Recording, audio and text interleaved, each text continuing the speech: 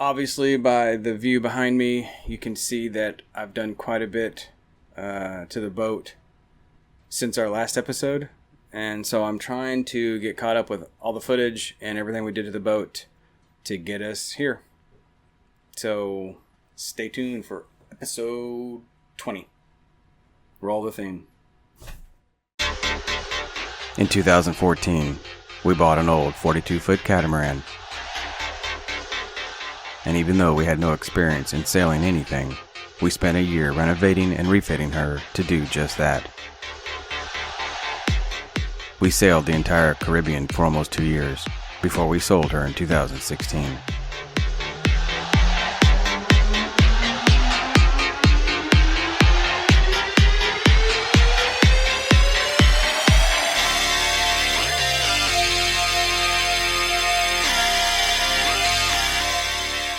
But that was then. And this is now. We're doing it again, this time with a newer, bigger boat that needs a lot more work. This is how we plan on chasing the dream one more time. And even though we both still look fantastic, we're a little older now, but we're not that damn old yet.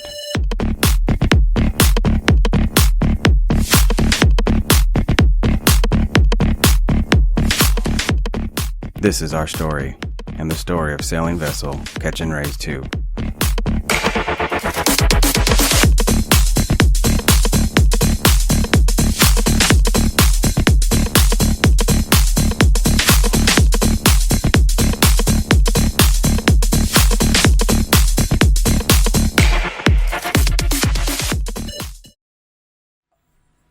On this one, we're going to start with the port windows.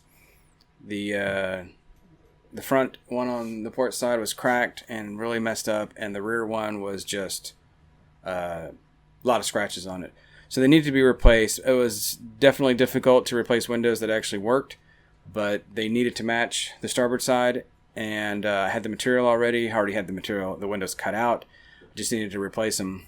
But cutting into windows that work actually was a little difficult. Alright, so the next project that I'm trying to get done is to take this window out. It's cracked right there. It's been cracked like that since we've owned it. I've already taken the port light out, but I'm not looking forward to it. Took a jigsaw and started just cutting away from that port light and then hitting them out with a hammer. And it worked out pretty good. Didn't take me nearly as long as I thought it was going to.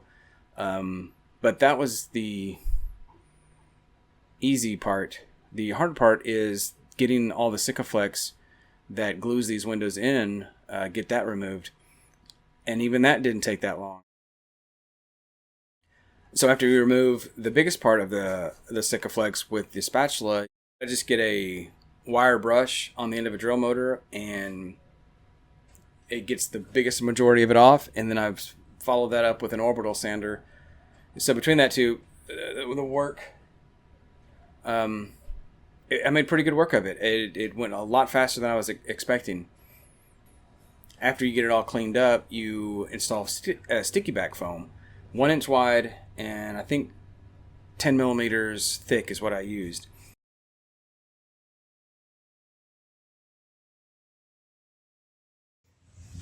So that's what we're left with after I peeled off the outside bit, after I used an X-Acto knife to cut it out.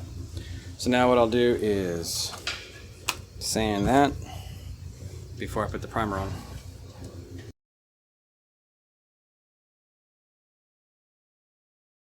Alright, so this is actually the third day for the first window. I let it sit an extra day with the screws on it. I worked on that window the last 2 days while this one sat and cured. So the mistake, well, not the mistake, what I tried to do on this one that I didn't do on the other side was I tried to do the finish bead at the same time as I was letting the window set, and that wasn't a good idea because you just can't do all that and then hold the window in with the screws that I used. So what I did this time is let it set, and now I'm coming back and doing the final pretty bead. And I think this right here will give me exactly the, I tried to use my thumb on the other side, and it worked. It just didn't work that great. We'll see how it comes out later.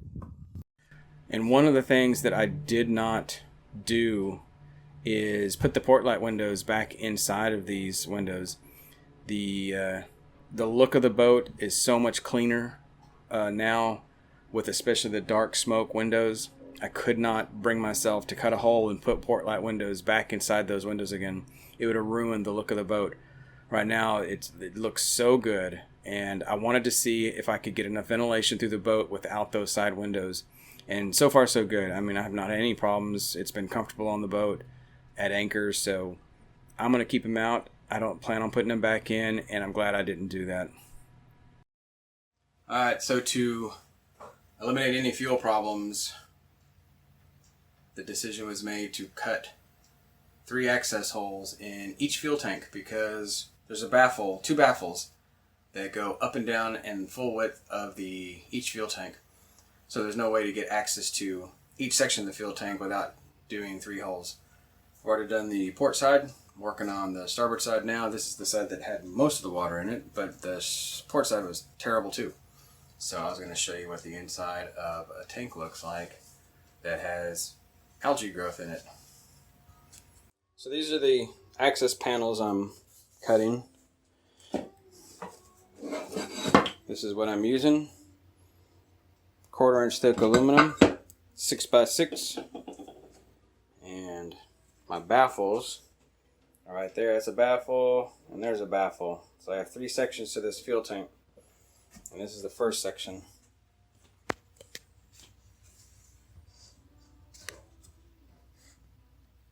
That right there, that clump is about at least 1/4 inch thick, if not a 1/2 inch thick. Up the wall. Up the other side, that stuff pretty much wipes off.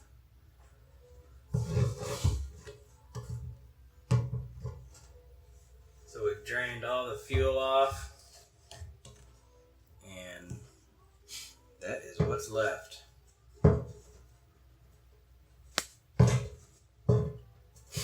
That's the front of the tank, baffle, and gunk. So after seeing what the inside actually looks like, I'm extremely happy I decided to do this, because biocide, polishing the fuel, none of that shit would have cleaned this crap off of here. And then I would have been changing filters forever. So, good move, but kind of a pain in the ass. I'll show you what it looks like when it's done. Later! Joy to the world, the Lord is come. So the design flaw was the way they had this microwave situated. You had to actually straddle this hallway or companionway, and the feet were right here, and it opened up from here and opened this way. So you'd have to basically lean across here, open the door, put your stuff in, all while straddling this hallway, companionway, stairway. So I thought that was the dumbest design in the world. And so we were trying to figure out the best way to make the microwave easier to access. And they're moving a boat, or fixing to move a boat. So we thought about putting it over here, but then you got a microwave stuck over here in the way, so it really needed to go over here. So I got a scrap piece of door that was laying in the trash in the back and constructed a new platform. So I removed the feet from the original location, used the board, used the extra pieces, and trimmed it out best I could with the jigsaw. And then I had some of these stanchion bases that I was never going to use because I didn't like the design of them. So I used those, cut a piece of stainless steel tubing that I had, tap the hole, and I'll show you what it looks like when I get it installed over there. So I had a little piece of trim left over that I'm going to ram inside of these tubes. So I'll cut it off and be able to screw the support, because otherwise these would bounce up and down on the cabinet. So I had to put something inside here to screw it down. So I hammered these in. This is like the perfect size. And then I'll cut it off, and then I'll have something to screw to whenever I mount them. Alright, so now I'm basically ready to install. Now I've got something to screw some screws to. Put them right here on the edge. So there's a little lip right underneath here. I'll be able to attach the base side of it down. This side is going through the lip right through here. So I'll show you when it's done. And there it is. Like it's supposed to be there. No more straddling that to get to the microwave over there. So, very happy with it. In fact, the reason why I did this is because I did slip my foot, missed that, ran my ribs against here.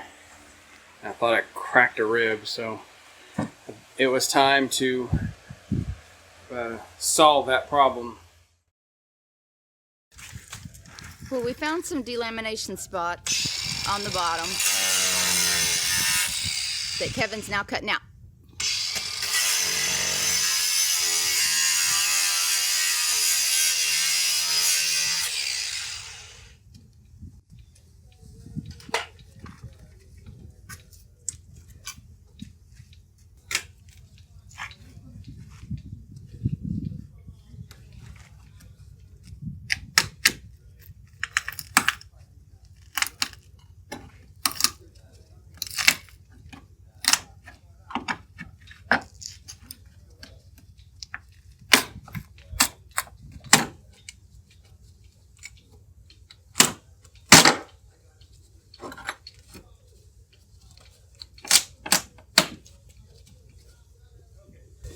So what had happened for this damage was during the hurricane, it looks like the boat took an impact at that spot, and then it scraped alongside the boat, and that's right where we started hearing the delam, is right at the beginning of that impact.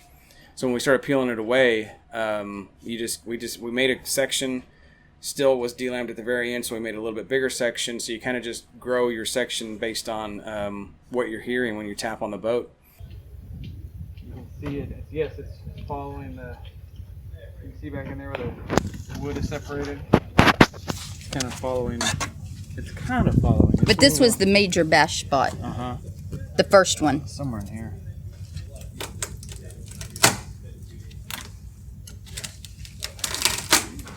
Do you like to be in the shots?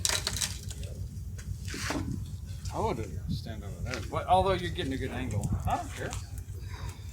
Well, from behind, I was just getting the back of you. I hear you. Which is still a great shot. Oh, hell yeah. Yeah.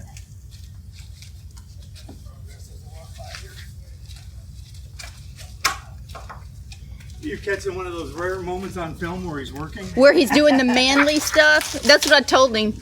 I said, are you sure that's not my job? I do the manly work around here.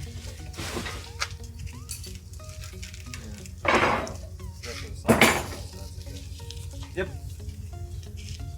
It's not bad, actually. That's actually pretty good. All it is just delamination from the impact. And you can see, yeah, well, the impact, and you see the wrinkles here? Poor bonding by the factory. Is that what it is? Because you can see the wrinkles here? That Yeah. mean that They didn't flatten the out. fiberglass and the glue did not stick to each other because they put it on like that with like a trowel. If they put it on properly, then it sticks better to the glass. The balsa looked in great shape, but it was becoming detached from the inside fiberglass layer, so we knocked that out, and we listened for anything else that didn't feel right. There was no water intrusion, so the balsa was nice and dry. So I just picked an area and just cut out an area and decided this is where I'm going to be able to place new balsa back in its place and then complete the repair.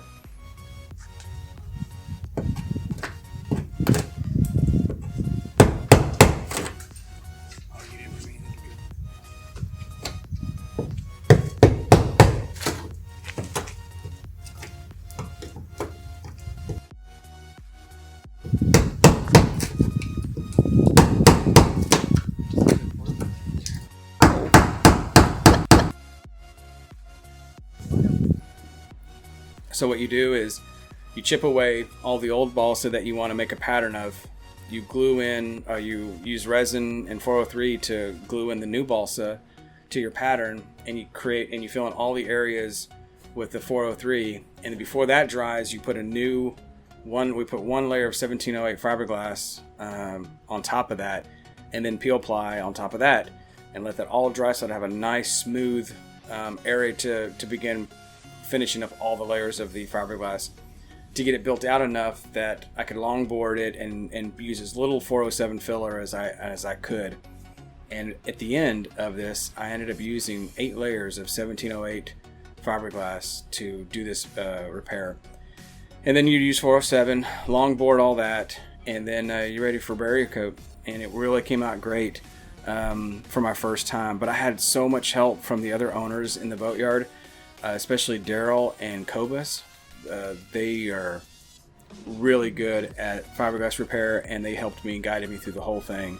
And without their help, I probably wouldn't even have attempted this. And even Alan and Peter and Vitali came over to offer advice and help anytime I needed it. The guys there were awesome and really helped me through this repair, and it gave me the confidence to do it again if I ever needed to.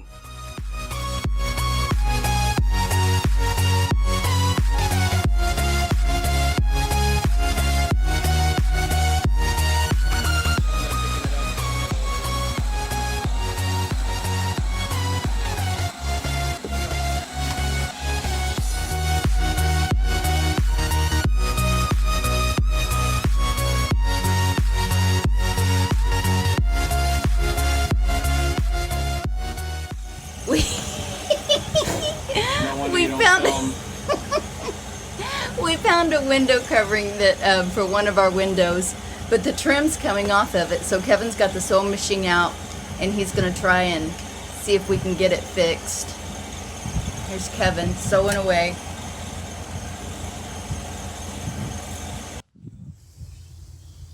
Cobus, what's going on here? Just hanging out with some dudes. Like oh, guys, you spread it like cocaine.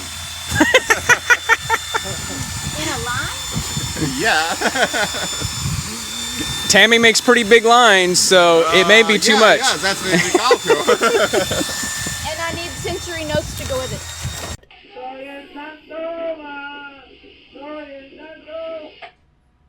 So we put one. You son of a bitch. So we put a layer of 1708 on top of that while it all dried to give it a nice base to finish all the other layers of fiberglass. And every time I would stop putting fiberglass on, I always used peel ply. God damn it. Airplanes. You motherfucker. Thanks for watching.